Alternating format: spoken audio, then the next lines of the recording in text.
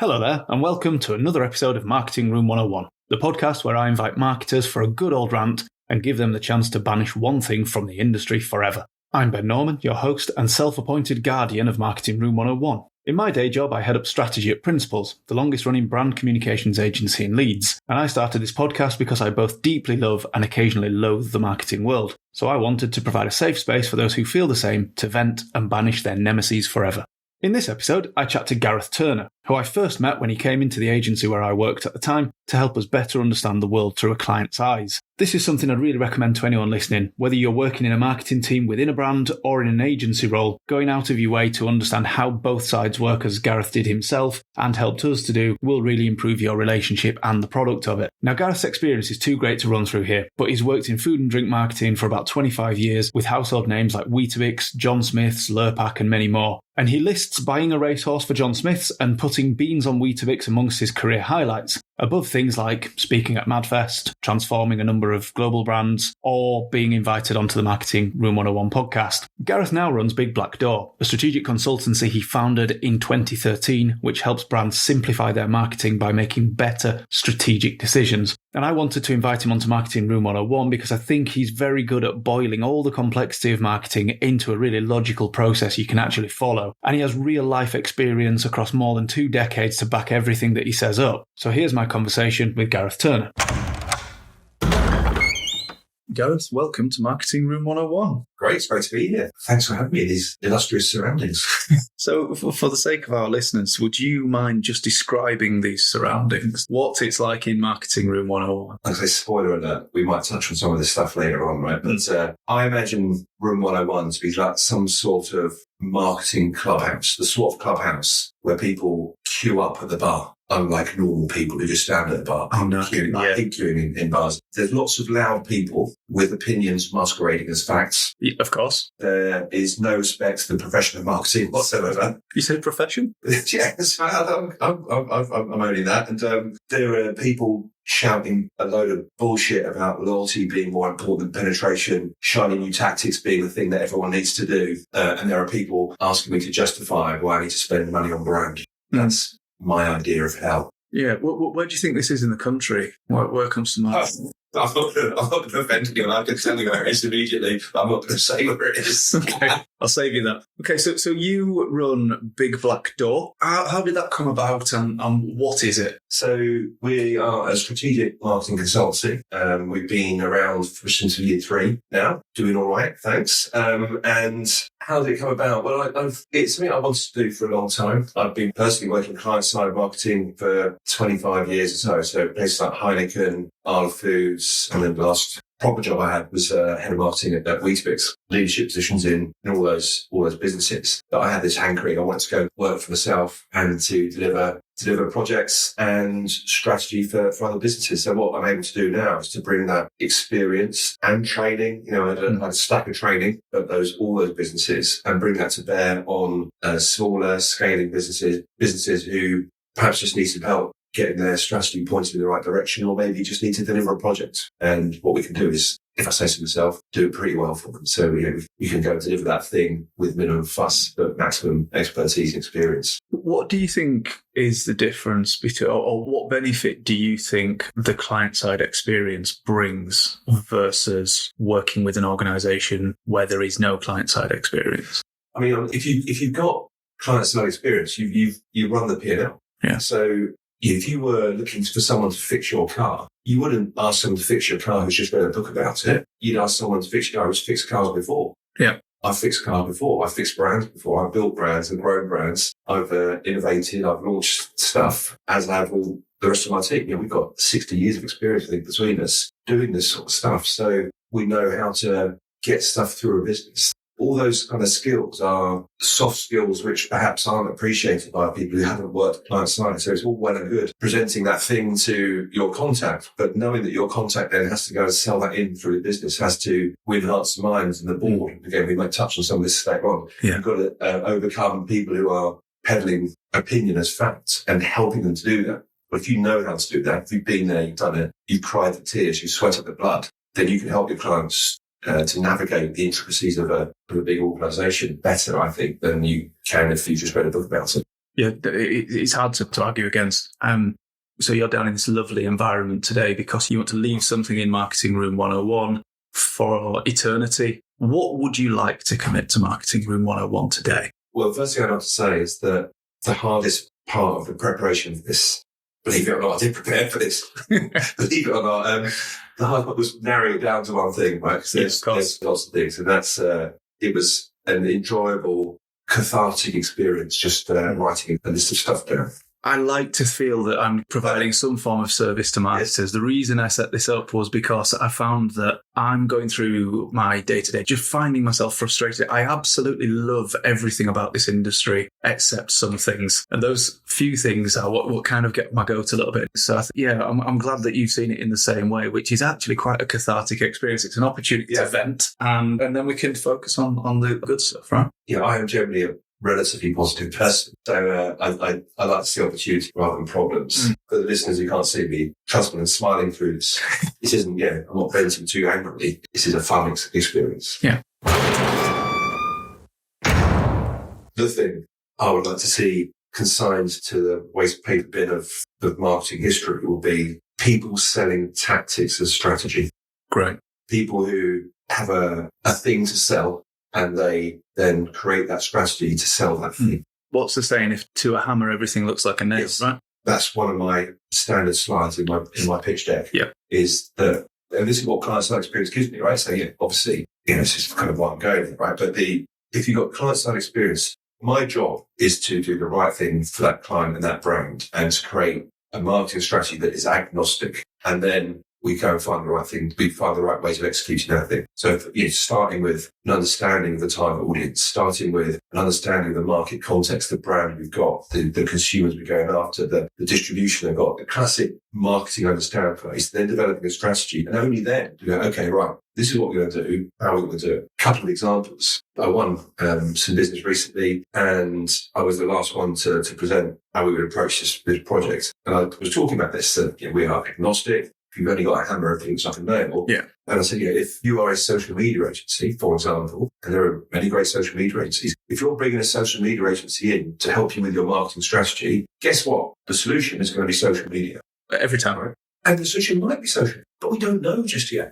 And so let's just understand what the problem is. Let's understand what we need to do first. And then we can work out what the tactics are that we need to use to make our brand as appealing as possible for that target audience. And the truth is, some of it might be social media, but some of it might not. Some of it might be trade shows. Some of it might be PR. Some of it might be a TV advert, something else. So I think bringing in that agnostic perspective first prevents people wasting money, prevents people taking action based on biased upfront thinking.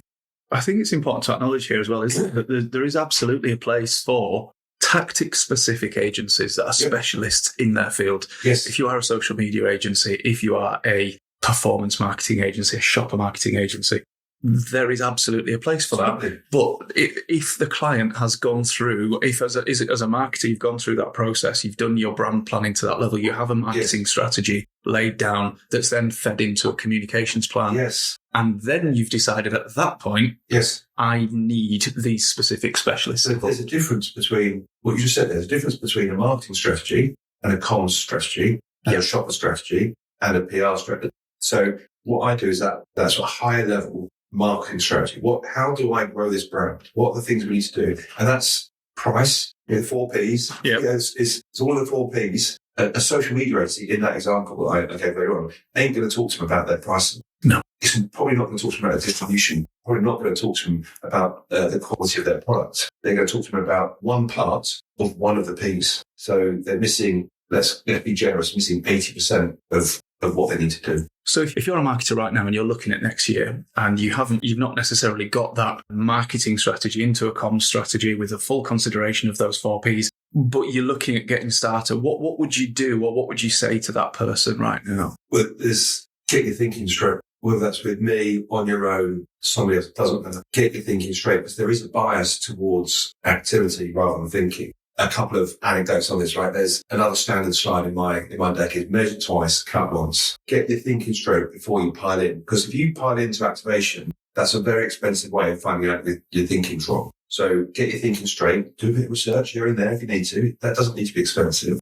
to make sure that you're going in the right direction. And the analogy I use, I'm going to show my significant age here, but I remember once, many, many years ago, I laid a laminate floor. Now, modern laminate floors click into place, right? They're all sort of locked together. But when I laid a laminate floor, they didn't click together. They sort of were these loose tongue and groove thing you put together. And I started over in one corner of the room and I did the first row and I started the second row and it was a little bit off. Yeah. A little bit off. It'll be okay. So I plowed on. It was too difficult to get that right. Later I would have had to go back and undo some of my thinking in the analogy. Yeah, right? yeah. But then when I got to the other corner of the room, holy moly, that millimetre gap over there turned into this sort of massive 3 centimetre gap by the time I got to the other end. Because that little mistake I made at the start had grown and grown and grown to a point where it was noticeable and it was a massive effing problem back there. So the analogy is, if I got my thinking straight, if I had taken the time to correct that mistake early on, I wouldn't be staring down the abyss of the gap in my laminate flooring when I got to the other side of the room. I think it's quite interesting you mentioned research there, because in your analogy, if you had done a little bit of research at the start, the cost of that piece of research, time, money, it might seem like an effort at the time, but the impact that has down the line is huge, isn't it? But I think research is something that I see discussed less and less and less, other than perhaps we've plucked some numbers from social media or we've got some figures from our analytics or whatever it might be. I think there are more practical ways to research. There's almost this big gap between doing nothing or brands thinking they have to spend $100 or so grand on a big U&A. But I think something I'm keen to encourage is a practical approach to research. You get the information that you need in order to move on. It doesn't have to be that £100,000 U&A, but it could just be spend a little bit of money, or a little bit of time, or watch people in a store, speak to people, and you might get told off by a supermarket. So what? Go and get boots on the ground or whatever it might be to try and find that out. I agree. And so clients we work with, we do research all the time, whether that's paid research. We've got different platforms that we use, and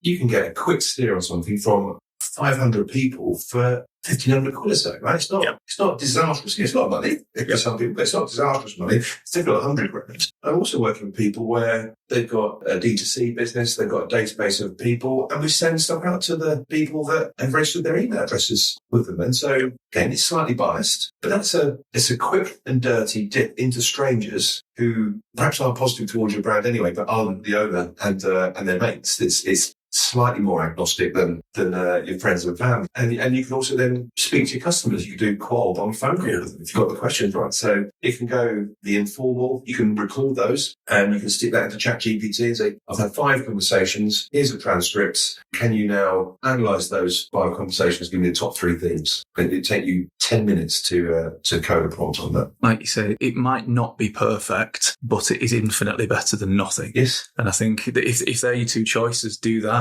I'm a big fan of something that I learned from Mark Ritson's mini MBA. Speaking to the people that are speaking to the customers can often be a very quick and easy and cheap, very cheap. So if I'm working with a business now, perhaps it's a retailer or perhaps if it's a B2B organisation, if they have a sales team, if they have a customer service team, if they have people that are speaking to hundreds or so people over a course of a week, a month, find out what they're saying. So if I can interview 5, 6, 7 of those people, I can immediately have a really good view of who that customer is.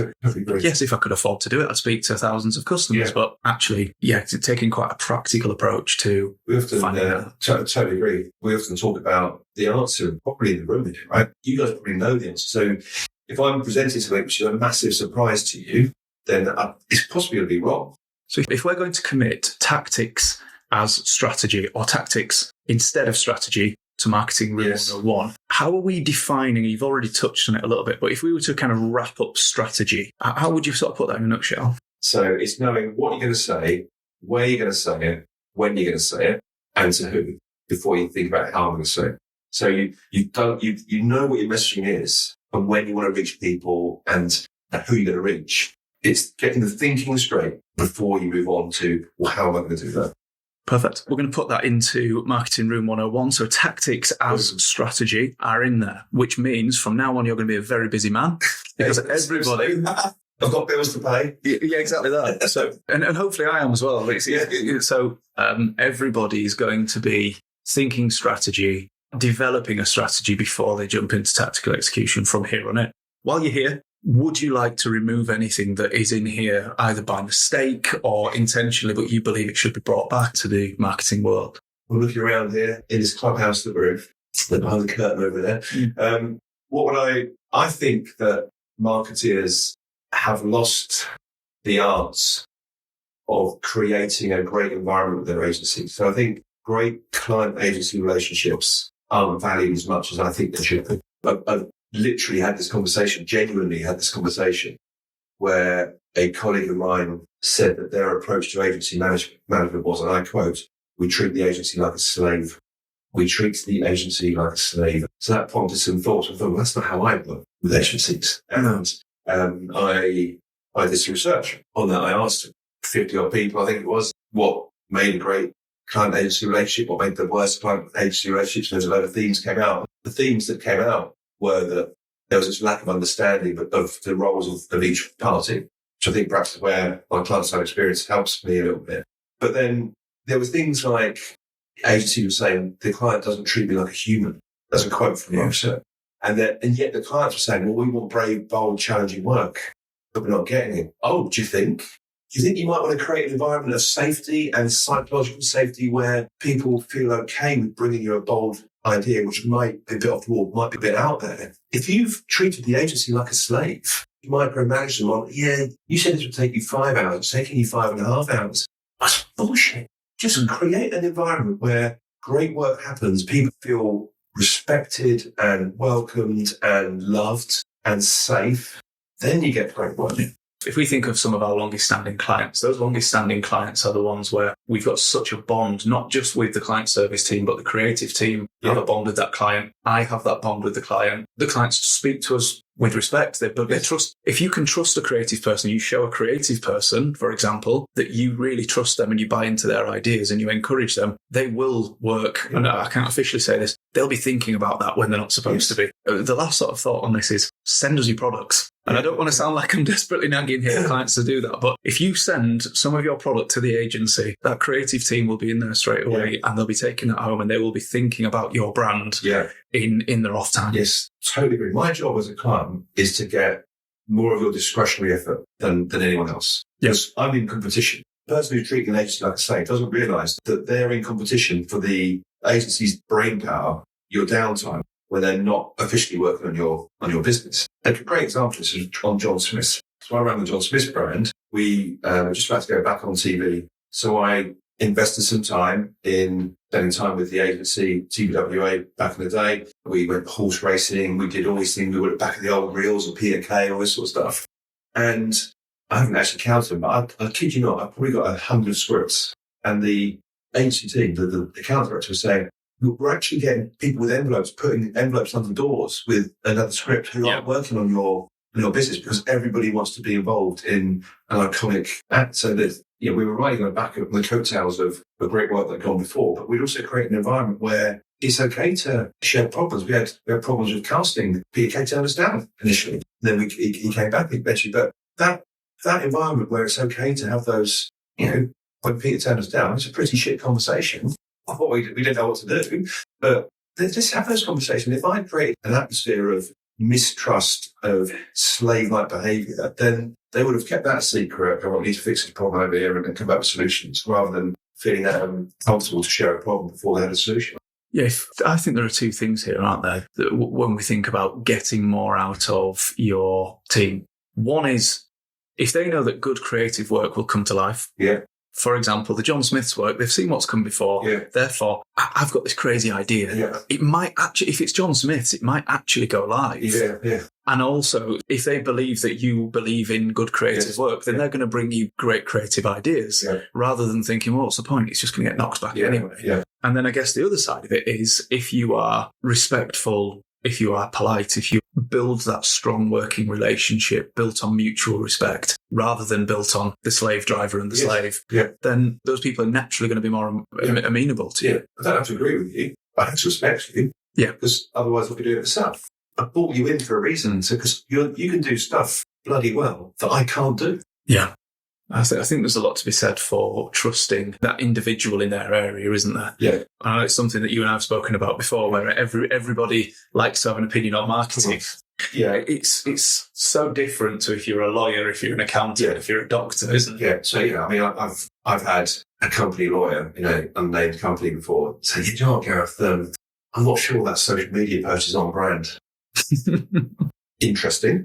My 25 years of experience is telling me it is on brand. And by the way, should we have a look at this contract? And I've got some feedback. Said no marketeer ever, right? Yeah. I think perhaps there's a lot to be said there so your approach, you're coming from strategy first. Yeah. Which means that the tactics, which means that social media post that you put out, is right because you've got a strategy that you can refer back to. Yes. That person might have had that conversation 1,000 times before with somebody who doesn't have a strategy. Yeah. Not to defend the lawyer that's criticising the marketing work, but I think it's on all of us as marketers, isn't it, to actually make sure that there is a reason behind everything that we do. I don't want to make it sound boring by saying there's got to be a reason, but it's got to be grounded in something beyond just, well, I like that.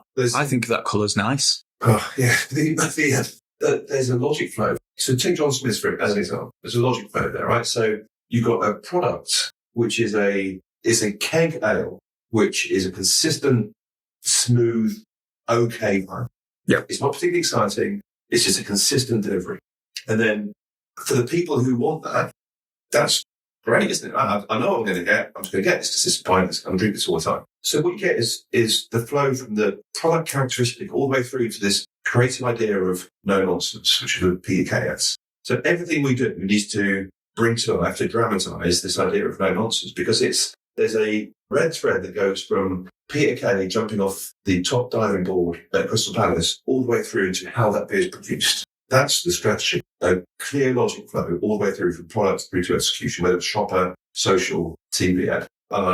Extrapolating here, right? So you got this positioning or this essence or whatever you want to call it of no nonsense. Well, that tells you now a bit about what your distribution tactics can be. It tells you a bit about what your advertising is going to look like. It tells you a bit about your new product development. So are you going to have new John Smiths with Citra hops made with this, that, and the other? Well, no, you're not. That's nonsense. It's nonsense. Yeah. It's nonsense. To some people, that's very motivating, but that's because we understood their target audience. That would have been nonsense for that cohort. So, and you've made some pricing decisions on that. Yeah. Are you going to do overcomplicated, high-low, this, that, and the other pricing, or are you just going to have a straightforward price? Yeah. So it all spins off a deep understanding of your product and why that delivers for your target audience. And then you can do all the other tactics. I feel like the way you can define whether this works or not, and this is something that I always try and, in my work with clients, think about. Does this concept, does this idea make it easier to create work or harder? Yeah. Everything you've just described there, no nonsense, all of a sudden gives you an approach. It gives you a way of making all those decisions that is 10 times easier than if you have nothing. Yeah. Equally, if you had a more reductive or something that wasn't right for the brand, then all of a sudden it just restricts your work, doesn't it? Totally agree. And so the most useful piece of training that I had at Heineken and then subsequently at Arla and Weetabix was this idea of separating the idea, the creative idea, from the execution. Yeah. So there's a checklist of things to think about when you think about the idea, and a checklist of different things about the execution.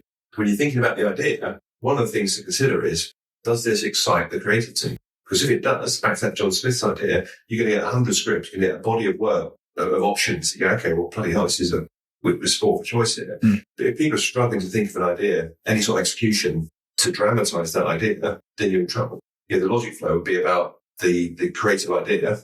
The creative idea for John Smith was John Smith celebrates a no-nonsense approach. Think about top bombing, Avid. These were all dramatizations of just a no-nonsense approach to kicking the ball out rather than sort of fancy skills. But that idea was on brand because of the no-nonsense approach to making beer. It was exciting to creatives. It was distinctive to that brand. So these were the checklists that you would go through when you're assessing whether the idea is any good before you even move on to the execution.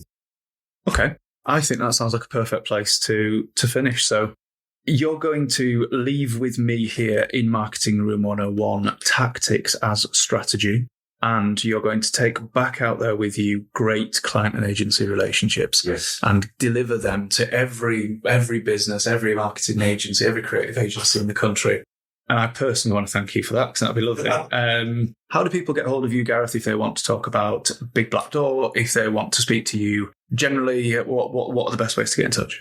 2 ways, probably. LinkedIn is the best way. I'm on there too much, so that's the best place to find me. So it's Gareth Turner, or the website bigblackdoor.com. Amazing, Gareth. Thank you very much. Thank you. So that was my conversation in Marketing Room 101 with Gareth Turner. If you enjoyed it, could you please leave a review wherever you listen to your podcasts? It's apparently really important for helping more people discover this show. So think of it this way. Every one new person introduced to this podcast could be one fewer to a podcast by someone like Andrew Tate. And if you've really enjoyed it, please share it with other people. And if you've hated it, of course, just keep that to yourself. This podcast is not sponsored by Principals Agency. If it was, I probably wouldn't be editing this myself into the early hours most nights to achieve such an unacceptable end product. But as it's where I work, and they give me and everybody else a free day off every week, which I spend doing this, I feel obliged to give it a quick plug. At Principals, we're obsessed with the word unforgettable, meaning we help everyday brands come to mind quicker and stay there longer. We do this using a set of principles the team and I developed. This means making brands distinctive, entertaining, visible, and consistent. If you'd like to chat about how we can help you, or learn more about the principles of unforgettable brands, just pop me, Ben Norman, or Principals Agency a message on LinkedIn, or head to principalsagency.co.uk.